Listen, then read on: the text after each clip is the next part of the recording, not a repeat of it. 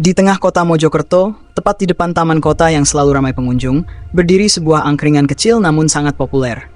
Angkringan itu milik Mbak Anjar, seorang janda muda berusia 34 tahun. Dengan paras cantik, tubuh semampai, dan senyuman yang selalu menggoda, ia berhasil menarik perhatian siapapun yang melewati tempatnya. Angkringan Mbak Anjar menjual kopi, teh, dan aneka gorengan yang sederhana namun selalu laris manis. Dalam satu malam, tempatnya tak pernah sepi pembeli. Para pengunjung, terutama pria, datang bukan hanya untuk menikmati makanan, tapi juga untuk melihat Mbak Anjar yang terkenal ramah dan punya gaya bicara yang memikat. Mbak Anjar bukan wanita sembarangan. Meski hidupnya tampak ceria, ia menyimpan kisah pilu. 5 tahun lalu, suaminya meninggal akibat kecelakaan, meninggalkannya seorang diri tanpa anak dan tanpa harta yang berarti. Dengan tekad yang kuat, ia memutuskan untuk membuka angkringan demi bertahan hidup. Namun, angkringan Mbak Anjar bukan hanya soal kopi dan gorengan. Di balik kesuksesan usahanya, ada rahasia gelap yang jarang diketahui orang. Malam-malam yang sepi setelah kepergian suaminya membuat Mbak Anjar merasa putus asa. Ia mencari cara untuk memastikan hidupnya stabil, hingga suatu hari ia bertemu seorang paranormal.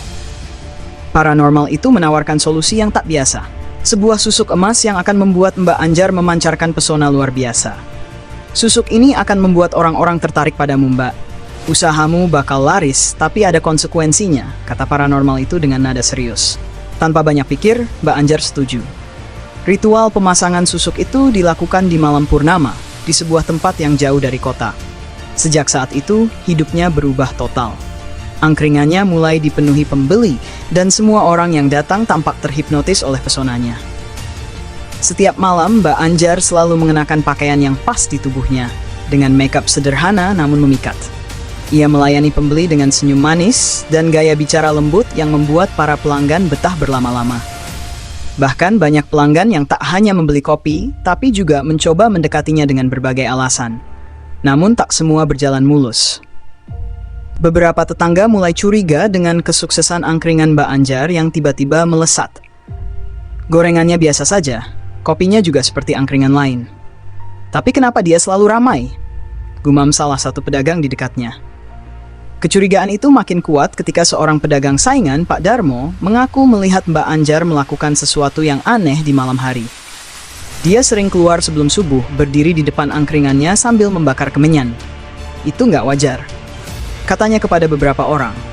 Kabar itu pun menyebar cepat. Meski begitu, para pelanggan tetap berdatangan. Ada yang tak peduli dengan gosip tersebut, ada pula yang penasaran dan ingin mencari tahu kebenarannya. Malam itu, seorang ustadz muda bernama Farhan memutuskan untuk mengunjungi angkringan Mbak Anjar. Ia mendengar cerita dari beberapa warga dan ingin memastikan sendiri apa yang terjadi. Dengan penampilannya yang santai, ia duduk di angkringan sambil memesan kopi. Mbak Anjar melayaninya dengan senyum manis seperti biasa. Namun, Ustadz Farhan merasa ada sesuatu yang berbeda. Ia memperhatikan gerak-gerik Mbak Anjar dengan seksama, terutama ketika wanita itu melirik ke arah pelanggan-pelanggan lain. Setelah beberapa saat, Ustadz Farhan mencoba membuka pembicaraan. Mbak Anjar, angkringan ini luar biasa ramai ya. Apa rahasianya? Tanyanya sambil tersenyum. Mbak Anjar terdiam sejenak. Wajahnya tampak gelisah, namun ia berusaha tetap tenang. Ah, biasa saja mas. Mungkin karena tempatnya strategis, jawabnya sambil mengalihkan pandangan. Namun, Ustadz Farhan bukan orang yang mudah dibohongi. Ia melanjutkan, saya dengar kabar kalau Mbak memakai sesuatu untuk menarik pelanggan. Itu benar, Mbak? Pertanyaan itu membuat Mbak Anjar tak bisa lagi menyembunyikan rahasianya. Dengan suara pelan dan mata yang mulai berkaca-kaca, ia mengaku. Iya, Mas. Saya memakai susuk emas. Saya lakukan ini karena saya takut hidup saya sepi, takut tidak bisa bertahan. Ustadz Farhan menatapnya dengan penuh simpati. Mbak, rezeki itu datangnya dari Allah.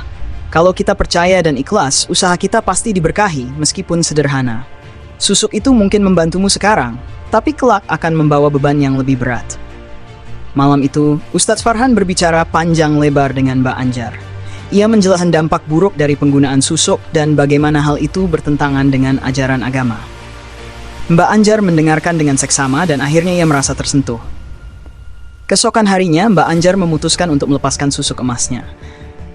Proses itu tidak mudah dan ia harus kembali ke paranormal yang dulu membantunya. Ritual pelepasan dilakukan dengan doa-doa panjang, dan Mbak Anjar merasa tubuhnya lebih ringan setelahnya.